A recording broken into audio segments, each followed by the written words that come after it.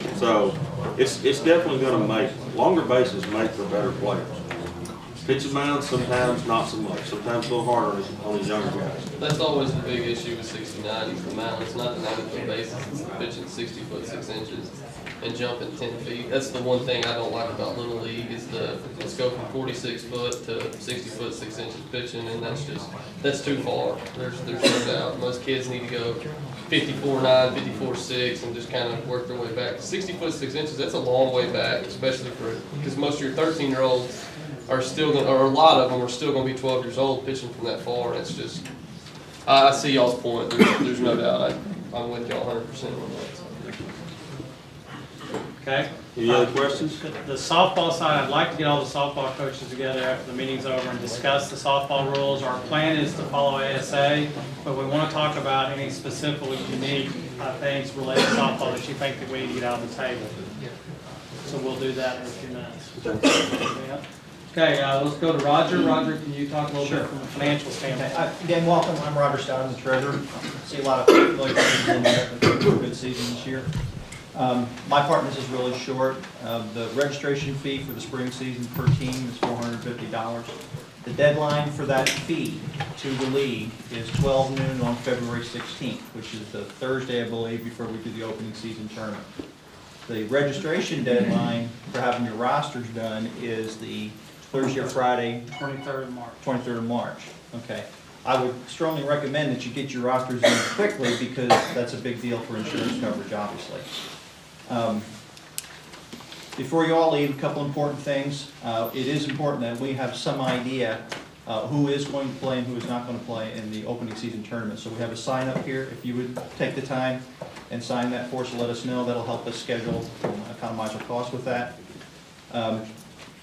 I know many of the coaches that play in the area close by geographically to where my team plays, but I want to throw it out. We were able to negotiate a pretty good deal with folks that are desirable for City of Longview fields for the home fields. In years past, it's been as much as $15 to $20 a player. For that, we were able to negotiate $5 a player this year. So if you're interested in playing on City of Longview fields, please sign up here because I've got to take care of the packet, being that we've got the 501(c) status. It's a little bit cumbersome to get through that. At least if I know who, we can take care of that with the league, and then you guys would just pay us here through the league then. And we do have teams that are playing full travel. They're not going to have a home field, and that's fine. We've got multiple teams doing that. We will do our best to try to accommodate everyone that does have a home field to give you half your games at home and half away. We'll do our very best to make that happen. We're also looking to try to do as many the round robin type of things as we can so that you're playing a double header, but you're not necessarily playing the same team twice. Hopefully we can make it to where you can play two different teams. So we're going to try to make this as good an event for you as possible as we schedule it. But we need the communication back from you. If you have specific requests, you've got to get those requests into us prior to scheduling the league. So those of you that have spring break issues, where you've got parents that have already scheduled an event or something of that nature, you got to let us know so that we can start to try to work with you and try to make sure the schedule works out. It's a logistical nightmare, but we can do it as long as you let us know ahead of time. I guess the only other thing I would have for folks that have been playing select ball in East Texas with other leagues, we do accept cash or check, and there is the option for PayPal, but we are going to be different. Usually other select leagues have covered that cost for PayPal. We will not. So just recognize that if you use PayPal, your registration fee will be a little more. It's like $5 and change.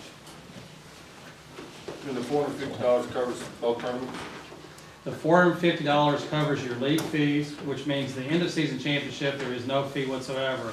The preseason tournament, it covers your entry fee in the tournament, but you have to pay umpire fees. And I wanted to point out that preseason tournament is a unique tournament to us from a standpoint that our goal is to play as many games as possible to give you a chance to get an idea of what you have.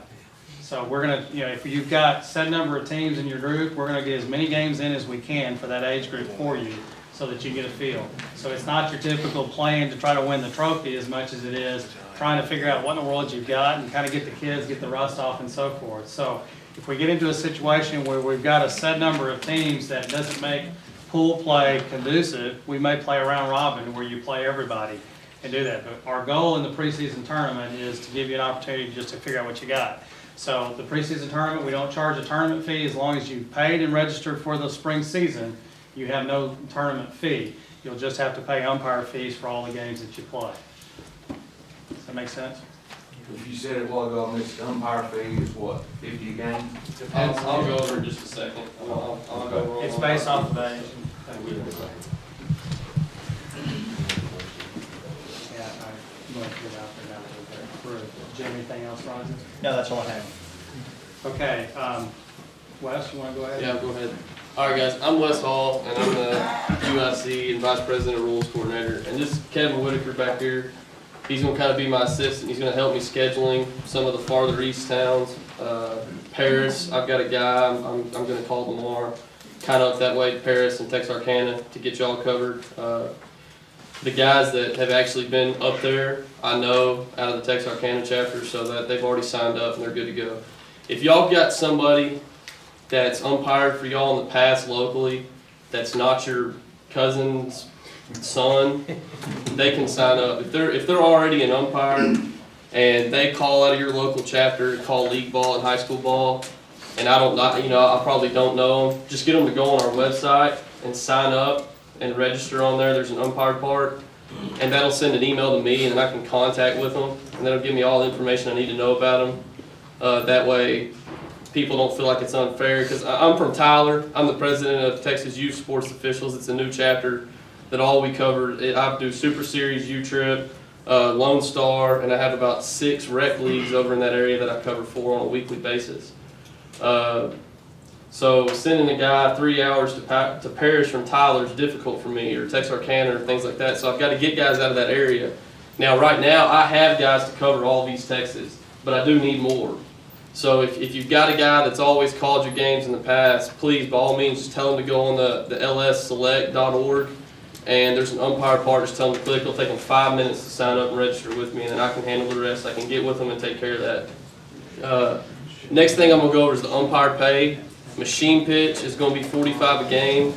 9U is going to be $45 a game. Make sure you understand, that's 45 per umpire. There's 2 umpires each game. So Correct. each team is responsible for an umpire. 45 a game, 9U. 50 a game, 10U.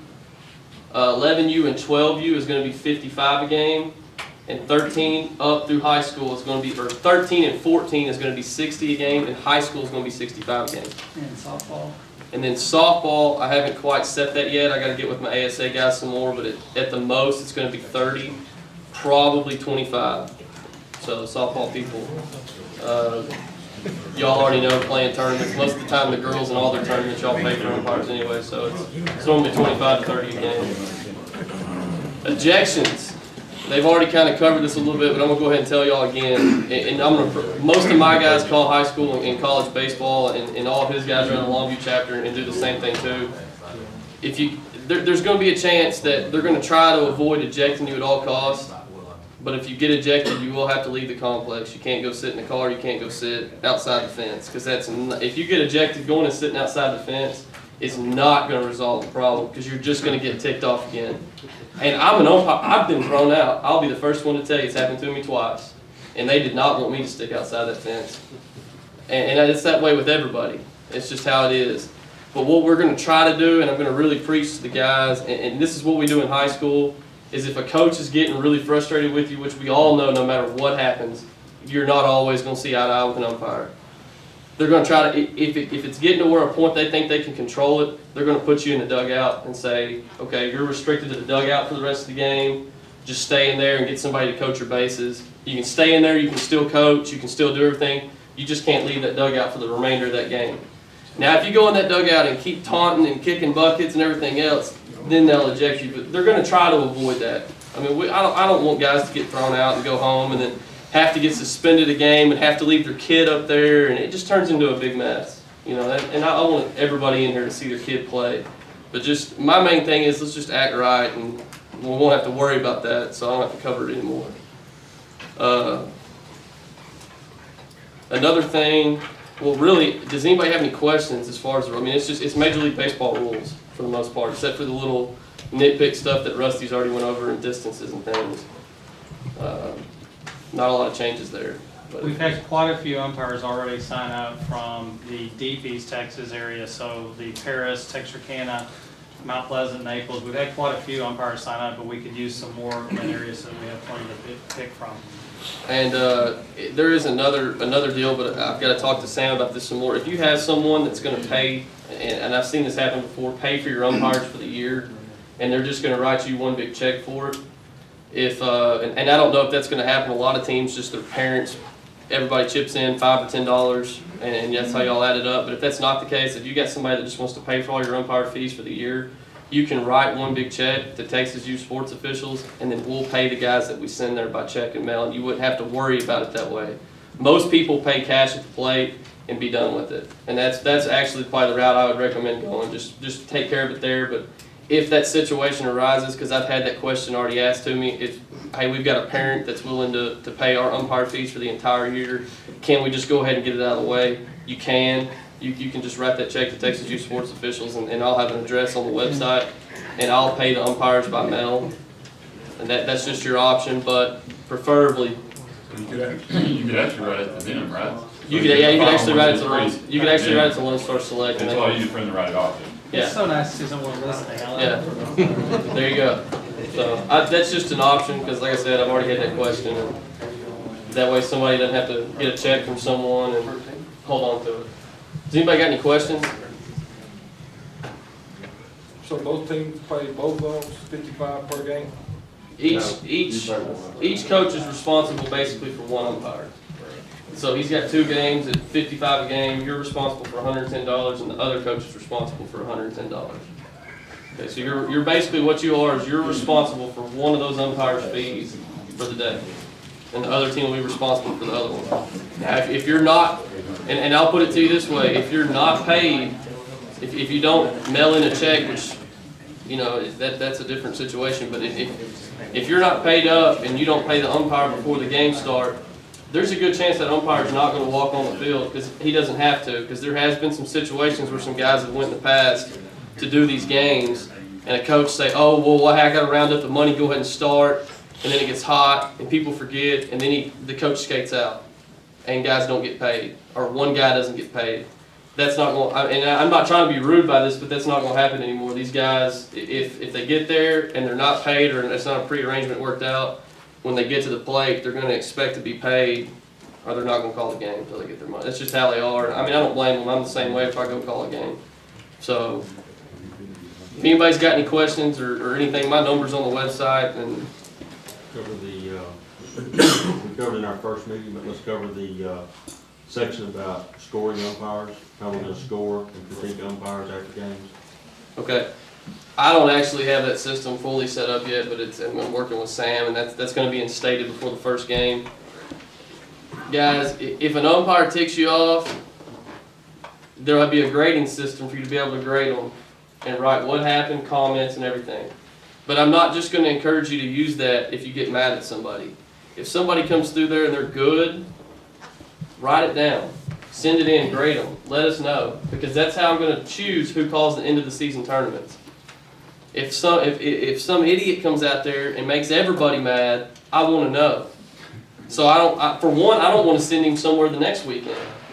And I'm going to tell you right now, I'm the first one to tell you that I've cut my own good friends and said, hey, I'm sorry, but you don't know what you're doing. And I'll do it again. But my main thing is, if a guy does good, let me know that too, because that's how they're going to get picked to do the World Series or the shootout at the end of the year. So I need to know both ways. As much as possible. It won't take 5 minutes to go online and do it, and you'll get a mass email out, and it'll coach you right real quick how to do it. And like I said, it won't take you 5 minutes to do it at your computer, but just let us know both ways. You know, if a guy does real good, let us know. If he does real bad, please let me know. I've got to know, because it's not just you, but I don't want to send it to the guy sitting next to you's field the next week and the same thing happen again. Okay? Anything else? Hey, are the umpires gonna be aware that they're gonna be held accountable for weekend? Correct. They already know. If you register on the umpire registration, it tells you very clearly what they're going to be agreeing to. So basically, just as you're being held accountable, they're going to be held accountable as well. We'll actually hold another meeting just like this one with the umpires. My guys are held accountable weekend, because like I said, this isn't the only thing we do. I mean, I do Super Series and U-Trip from here to Dallas to Shreveport, and I have had to cut guys on Saturday and say, don't come back Sunday. And that puts me in a bind. That, I mean, I can be in Shreveport, and that put me in a huge bind.